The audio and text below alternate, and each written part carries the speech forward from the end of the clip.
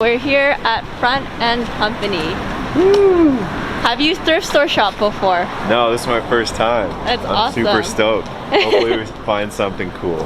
Cool. Let's do it.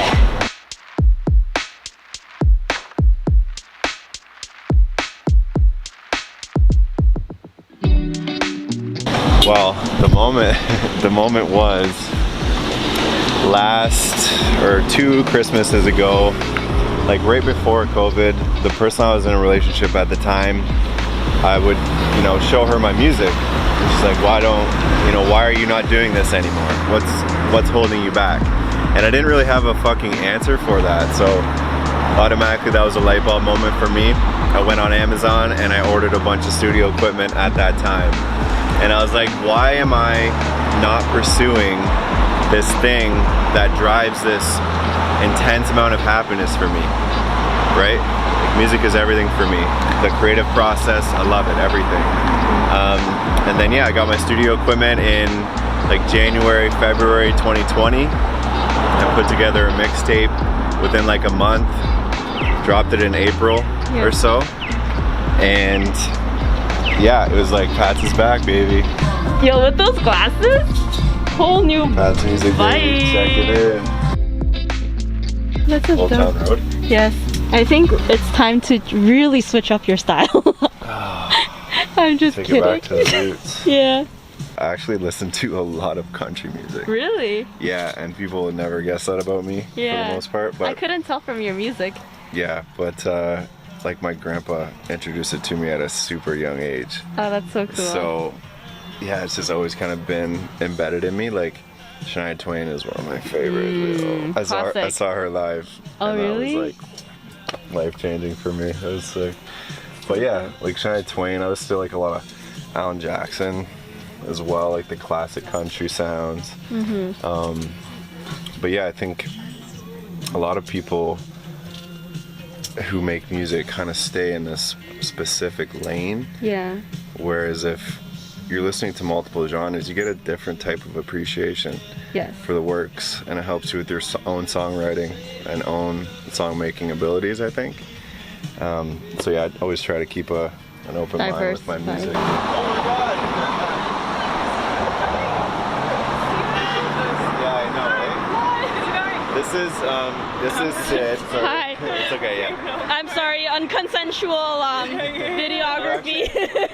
Are you getting a profile done of you right now? What's that? Are you getting a profile done of you right now? We're doing like a little interview. Yeah, so kind of like Vogue style, where we just go thrifting and like a little day in the life. Casual day in the life. Yeah, it's cool. Fun. But yeah, Sid's on my volleyball team, and we literally just played yesterday. We just played and we lost. Yeah. We came in second last. I don't know, man. It's like talking to a brick wall sometimes. I can't get through like the lunch line.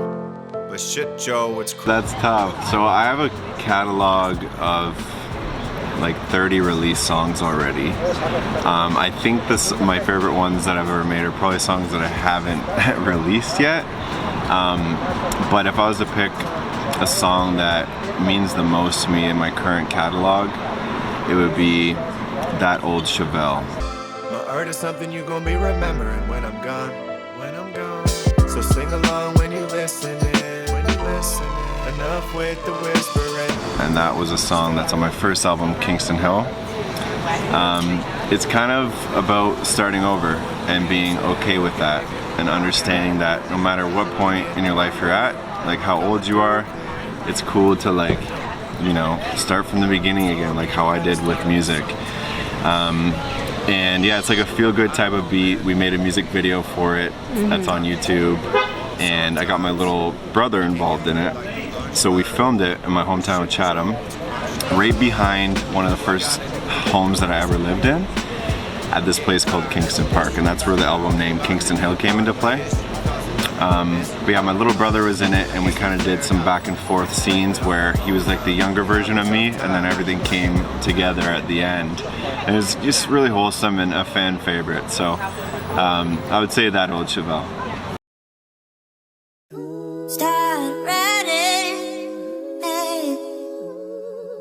I can't stop wondering. Do you think about what you're When I feel stuck, smoke a little. No, that's interesting because I've been fortunate enough to not really get stuck yet, and I'm gonna knock on some wood. I think this is fake wood, so I'm screwed. But yeah, like so far, like I've only been making music seriously now for a little over a year, and I think being 28 years old and kind of starting kind of late in the game, you would say, I've had the opportunity to go through a lot of life changes and a lot of different life experiences. So with that, I have more content that comes to mind. So whether it's, you know, feeling betrayed by a family member, or shitty relationships, or even relationships that were good but kind of that you had to end because you knew it wasn't right, you know, and you couldn't see yourself. So that helps put, you know, ideas on paper for me. And even when it comes to the lifestyle stuff like partying and shit, like I've partied a lot, you know, it is what it is.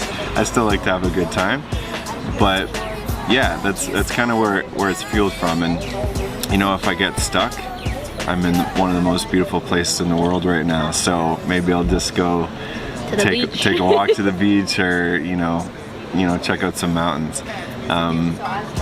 But yeah, like your new fit, that is. With my new dope fit, courtesy of you, Anna.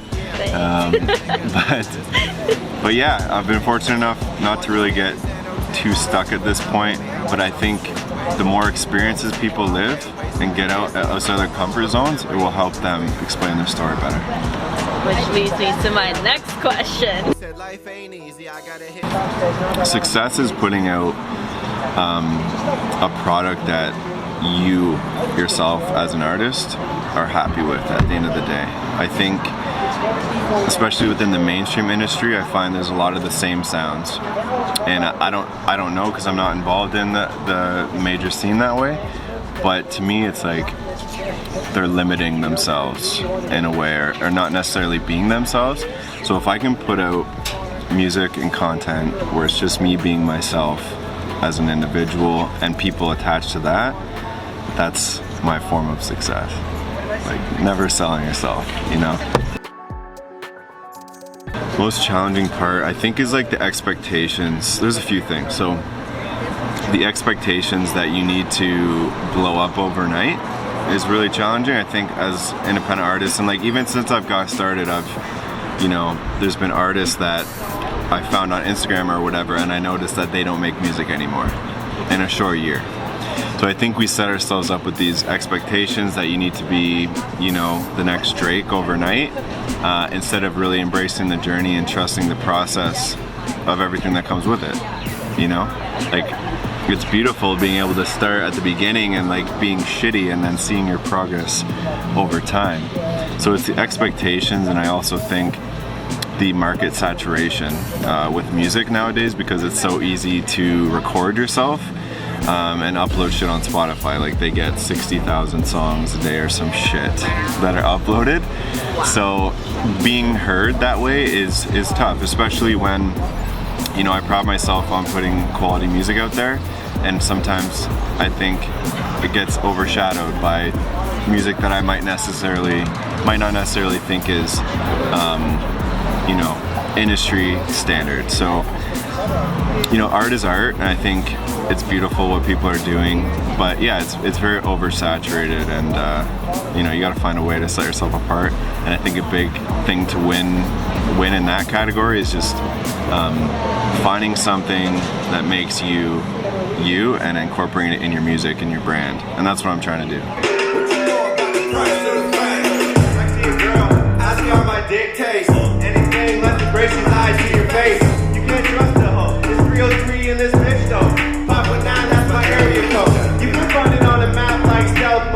I think it's like the little wins. Like for example, I just had my first live show at Called This Lake Pub the other weekend. It's kind of like an open mic style where there was other artists involved too, and it was just like a really good vibe and good community there. And just the little wins of like finally getting on stage and knowing that there's so many people out there that are probably like, fuck this guy, like he's definitely not gonna do anything with his music, and like I don't believe in him and that. So being able to get on stage and share my music with people who I've never met in my life before, and like hear people sing the songs with me and get people engaged, it was spectacular. It's tough to put into words, that feeling. Super grateful for the opportunity. But yeah, I would say that, and I'm sorry, I totally just blanked on the question. What's the most rewarding part about the music industry? Exactly. So it's just kind of like seeing everything come together. Like, you know, you're making the songs and the music, and then everything comes, and then it's like you get the live performance, and it finally comes full circle. So yeah, it's like my motto is embracing the journey. That's huge for me. So yeah, just those small wins. Well, my biggest influence ever, who really got me, well, I wouldn't say was the start of really wanting to like write music or anything, but who really got me to the point where I started making music and like making videos, and that it was Mac Miller. Rest in peace, my homie. I wish I would have met him. I did see him live before he passed away, and that was super inspiring for me to see. But it's not really an artist that I would want to collaborate with. It's more so a producer. I think at the stage of my career, the beats and stuff that I use for my music have all been through producers I met on like BeatStars, where I'm trying to find, I guess, like a more consistent sound for myself. So being able to find a producer that kind of, you know, will mold their, you know, creativity around my sound, and so we can create something together, is kind of what I'm after right now. So if you're a producer in Vancouver and you want to work on stuff, let me know, because that's what I'm after right now. It's kind of finding my sound that way and making things more collaborative. Great question. At first this was really difficult for me, just kind of like starting on my Instagram. I had no idea what I was doing. So starting from the very beginning, I think it's learning how to navigate your social media, making sure that all your social media names are the same name under the same brand, so that people can find you everywhere. And then you want to kind of pick the platforms that I guess are going to be the most prominent in what you want to do. So for me, like I focus on Instagram, TikTok, YouTube, and Spotify. But like I try to keep it simple, because it's easy to get overwhelmed and try like all these different apps, you know. But yeah, as far as like networking and finding people to collaborate with, Instagram is really good for that, like searching through hashtags. So specifically like upcoming artists, upcoming rapper, independent musicians, finding people that way, commenting on their posts, not just fire emojis, actually putting some sort of like, you know, supportive comment, and actually listening to what they're offering, because you don't want to come across as like spammy or that, right? Yeah. So finding people that way, with one, like, so diving into the album coming out, The Escape, I've got about 5 or 6 features, and they're all independent artists that I've met in different ways. So through Instagram, I met a couple. So Shay Swag, shout out Shay, my girl. She randomly commented on a post on my Instagram one time. I checked her profile out, listened to her music. I was like, this is dope, you know? This is somebody who I want to work with and see grow over time. So Shay was on Price of the Fame on the album, banging track. And so Brady, the red one, shout out to Brady. He's on my latest single, Moving, on the hook. And I just check out these people on Instagram and keep an open mind and think like, you know, how can we create a piece of music together? And you take people's skills and you combine them together to make a beautiful sounding track. I'm a rare breed, crash boards and hit threes, that's Rashid. Put your eardrums at ease when I rip these. Gotta get them to believe like Ripley's. Move swiftly on the beat, give you weak knees. Mess with me, I'll swift kick your kidneys. Checking in live from Mexico. Just start. Stop procrastinating and do your best to, you know, not care about what people think, because, you know, would you rather live your entire life wondering if you did something, you know, where could I be? one of my biggest regrets is like when I first started making music in high school in grade 12, not continuing. Like I lost 9-10 years of life where I could have, who knows what could have happened, but you know, if I thought about that stuff every day, it would drive me crazy. So my biggest piece of advice is just start, be yourself, let the content flow and the music flow that way. What's next in store for Pats? Yes. Well, I've got the last single on my next album, The Escape, coming out. The song name is Nowadays. And this song is like 80% freestyled. I started writing the song when we were camping and it wasn't flowing the way I wanted it to. So I went into the studio and then, yeah, like I said, 80% of it was just off the top instead of writing it. So I usually write all my lyrics, but it was just free flowing. And the hook goes something like, writing down these raps on a lake with a precious view. Nowadays, I only stay cool with a selective few. Just a few. Yeah, something like that. Oh, I love it. Yeah. Such a vibe. But yeah, that's the last single before the album. The Escape album comes out September 29th. Been working on that since I got to Vancouver within the last year. Super excited for it. It's a lot about, you know, myself as a person, what I represent, what I believe in, and my experiences. Can't wait to share it with you guys.